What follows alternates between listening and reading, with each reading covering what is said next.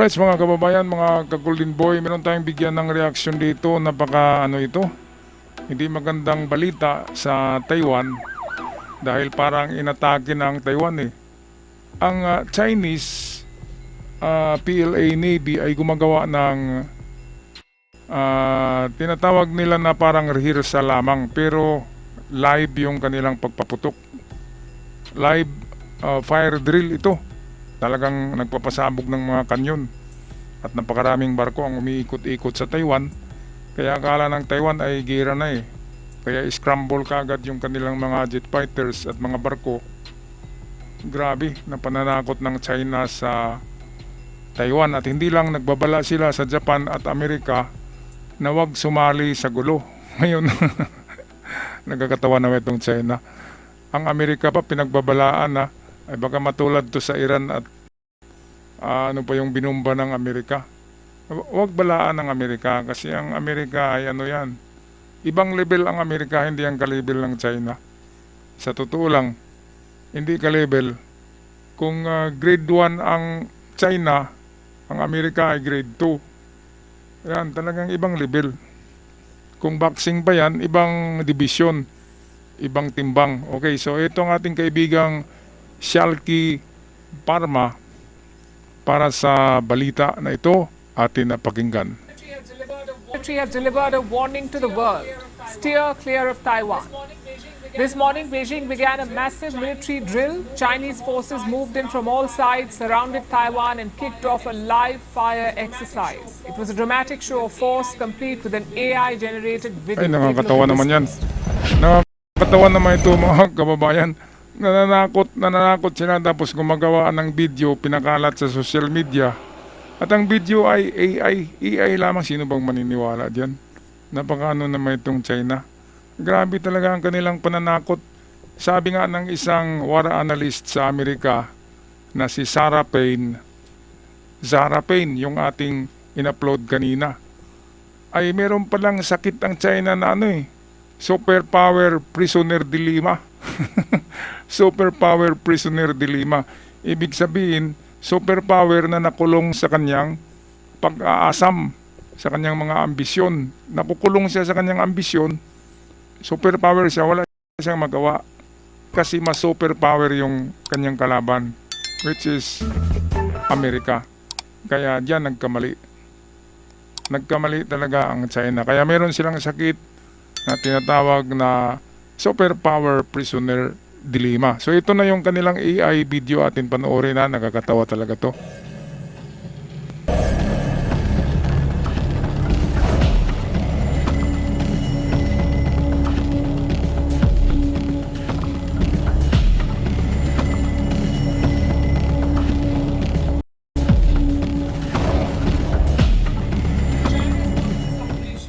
China is calling this operation Justice Mission Aba, 2025. Justice Mission Kasi pinapalabas nila na sa mga kabataan sa China, pinapalabas ng Chinese Communist Party na inaapi daw sila ng Amerika at Japan. Kaya Justice 2025 yung pangalan ng kanilang military drill na ginawa nila sa Taiwan noong kamakalawa. 2 araw ang nakaraan. At merong sagot dyan si Donald Trump kasi nagpalabas sila ng nagpalabas sila ng hindi magandang salita sa Amerika. Sabi ni Trump, wala yan, gumanyan lang si Trump pinagpag lang parang balakubak lang wala yan, hindi yan totoo. Kaya alam ni Trump na kung bumbahin niya ang China, siguradong diretso hands up yan. Kasi masisira ang China kapag binumbayan ni Trump At walang kapasidad ang China na magipaglaban sa Amerika. Yan talaga ang totoo niyan. So parang silosa nagsisilo siya sa Amerika na ganun ka superpower ang Amerika. Kung superpower naman ang Amerika sa armas, ang China naman sana ay superpower sa ekonomiya. Ngayon, bakit magipagtapatan siya sa Amerika sa gera? Iba ang forte ng Amerika gera ang forte ng Amerika. Ang forte naman ng forte ng China ay ekonomiya, yung negosyo. Kaya dapat stick to your forte. ang China ay negosyo-negosyo. Ang Amerika naman, dahil magaling sa gira, okay, gira ka. Gawa ka ng maraming armas, ibenta mo, yun ang negosyo mo. Kaya, mali ang China eh. Kung saan sila magaling, doon sana sila. Ang Amerika, nangunguna talaga sa armas yan eh. Ang technology ng Amerika ay alien na eh. Yung technology ng mga alien na bumagsak noong 1969 ba yun? 1968 sa Roswell, New Mexico. Yung mga sasakyan noon ay nandyan lang sa sa Area 51 ng Amerika. Yun na yung mga ngayon, NGAD 6th generation fighter jets ng Amerika. Mga NGAD ang tawag. Akala nga ng mga tao ay UFO yan eh. Kasi kinuha nga ang technology ng mga NGAD fighters sa technology ng UFO. Mga stealth pa rin yan, hindi nakikita. Grabe, kaya hindi matapatan ang ng Amerika. Kasi ang technology ng Amerika sa gira ay alien na eh. Galing sa alien nila kinuha yan. Ngayon, kopya-kopya ang China eh. Porma lang yung makopya ng China, porma. Pero ang laman noon hindi. Hindi yun alien technology. Yun ay singkit, chikwawakang ang technology na yan. At alam na natin kapag China ay talaga yan. Pangit ang quality niyan. Okay, patuloy tayo sa balita ni Palki Sharma. It's supposed to be a two-day exercise, but they're being cagey about the schedule, so we don't know when it will end. The drills are being carried out by the PLA, that's the People's Liberation Army, which is what they call the Chinese military, the PLA. And this is a full mobilization. Army troops, Navy ships, Air Force jets, rocket forces. China has deployed troops from all wings of the PLA. And what are they doing? They're practicing blockading Taiwan's ports, how to stop the flow of cargo, how to choke off trade. That's what they're practicing. They simulated attacks on enemy ships, and they trained how to block outside help from reaching Taipei. They've also issued a blunt statement, the Chinese. Their military has said that these drills are a Okay, so quote-unquote stern warning daw sa warning. Amerika at Japan. At Taiwan na wag silang makialam. Itong China kasi pati Israel eh. Pinagbabalaan ng China eh. Walang utak ang China eh. Pati Pilipinas, pinagbawalan na magkaroon ng missiles. Anong pakialam nila kung meron tayong missiles? Nung bumili tayo ng hypersonic, sabi ng China, oy, huwag kayong bumili niyan. Masisira ang balanse ng South Pacific. Ang balanse daw, wala namang balanse kasi talagang makapangyarihan ng China kumpara sa karatig bansa. Walang balanse, talagang mabigat ang China. Magkaroon ng balanse kung mag-armas ang Pilipinas at iba pang mga bansa sa Southeast Asia. Yan ang totoo. Dapat mag-armas ang mga bansa para mabalansi ang power. Kapag mayroong equalizer, ay hindi na mambubuli ang China kapag equal na. Parang sa panahon ng cowboy, lahat ay nagdadala ng armas. So, irespetuhin mo yung mga tao dahil may mga armas sila eh. So, ganun din dapat. Ang China, ang dami nilang armas, kaya hindi nila nirespeto ang maliliit na bansa. Pero kapag mag-armas na ng malalaking armas ang mga bansa, yan na yung tinatawag na equalizer. Equalizer, pareho.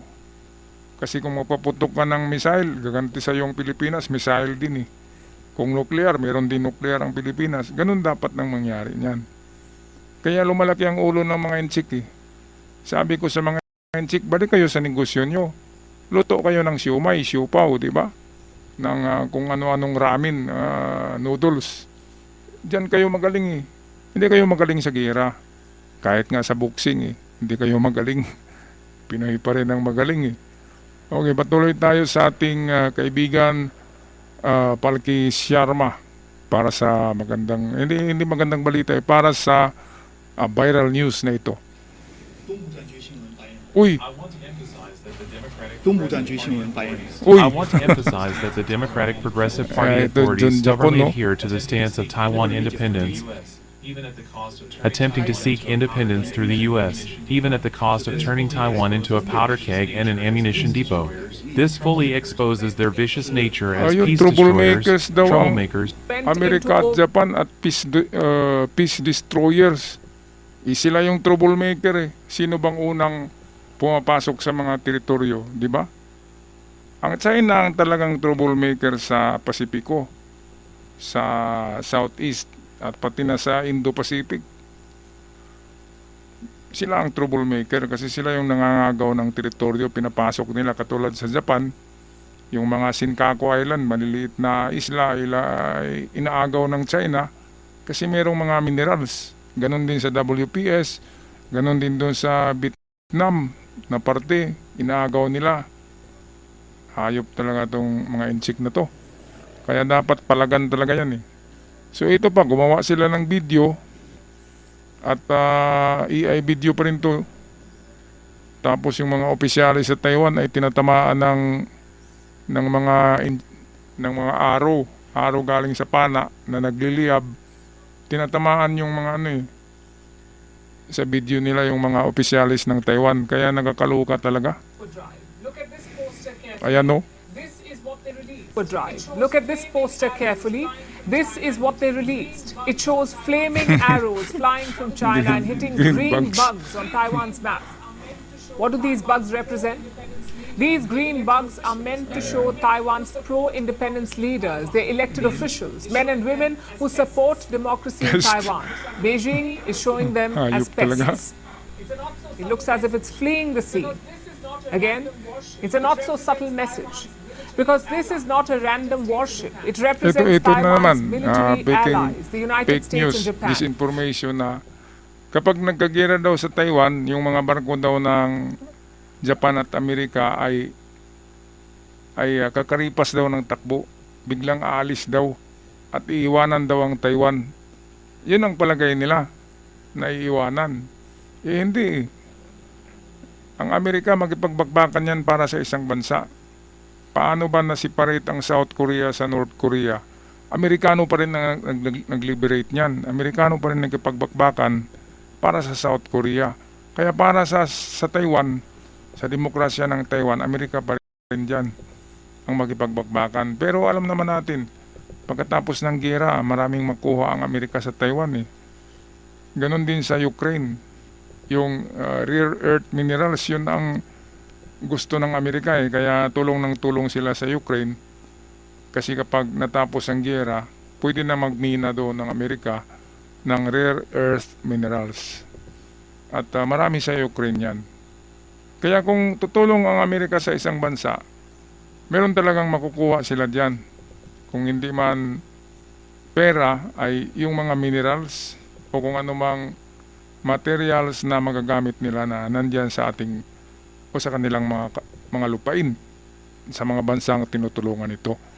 Okay, so ito naman ang sagot ni Donald Trump dito sa video courtesy ng UNTV.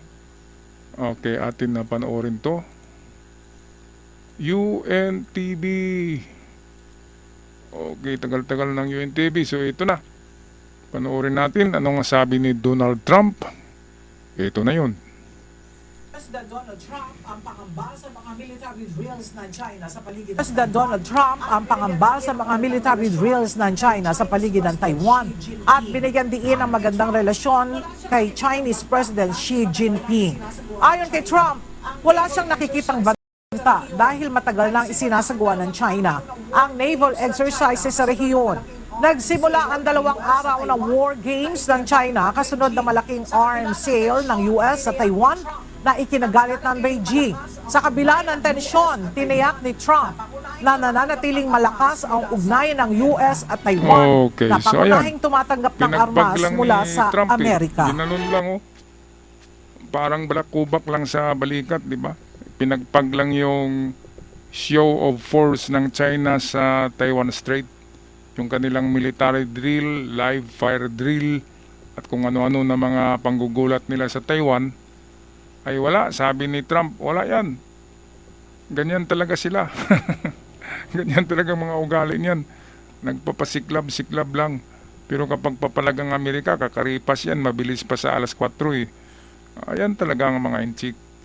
At meron akong nasagap na informasyon dyan eh, na ito'y gagawin daw to ng China, itong panggugulat sa WPS, panggugulat sa Taiwan. Gagawin nila ito hanggang 1937. 1937. So meron pang 11 years. So pagsikapan talaga nila yan. Baka bibigay tayo, baka bibigay ang Japan, bibigay ang Taiwan. Hindi daw talaga titigil ang China sa panggugulat, sa pananakot. Yan ang kanilang tinatawag na wolf warrior strategy. Yung parang wolf sila o malulong kapag gabi at mukhang matapang, pero kapag darating yung mga aso ay magtakbuhan ang mga lobo, yung mga wolf, di ba? Mas matapang pa rin ang mga aso natin kaysa wolf. Ang mga wolf maliliit lang kasi yan. At kapag darating yung malalaking aso, takbuhan ng mga wolf Matapang lang sila kapag marami at kapag madilim. So ganyan ang mga inchik. Matapang lang kapag marami at kapag walang katao-tao sa WPS, doon sila magpasiklab. Pero kapag nandyan ang Amerikano, ay wala, nagtatago. Okay, anong masasabi niyo dito mga kababayan, mga Golden Boy, sa grabing pananakot na talaga ng China sa Taiwan? At halos bumbahin ang Taiwan At alam niyo ba, bakit tayo talaga sa pangyayari sa Taiwan palaging nakamonitor? Ay dahil nga kasama tayo diyan kasi meron tayong itong pinirmahan na kasunduan sa Taiwan na tutulong tayo. Ganun din ang Taiwan, kapag inagaw tayo ng China, tutulong din ang Taiwan sa atin. Meron tayong kasunduan diyan. Sa Japan ganun din. Merong kasunduan ng ating gobyerno. Kaya sali tayo diyan, hindi tayo diyan libre. Kapag nagkagulo sa Taiwan, sa Japan, kasali tayo diyan, mga kababayan. Kaya yan ang ating ipagdasal na sana wag na mangyari habang nabubuhay pa tayo. Alright, so magpapaalam na. Maraming salamat. Huwag kalimutan mag-subscribe. Malaking tulong pa rin yan kahit na suspendido ang ating channel. Ako'y nag-wish pa rin na sana by next year ay mababalik na ang monetization nito. Okay, maraming salamat sa lahat. Happy New Year sa lahat. Paalam at ingat kayong lahat.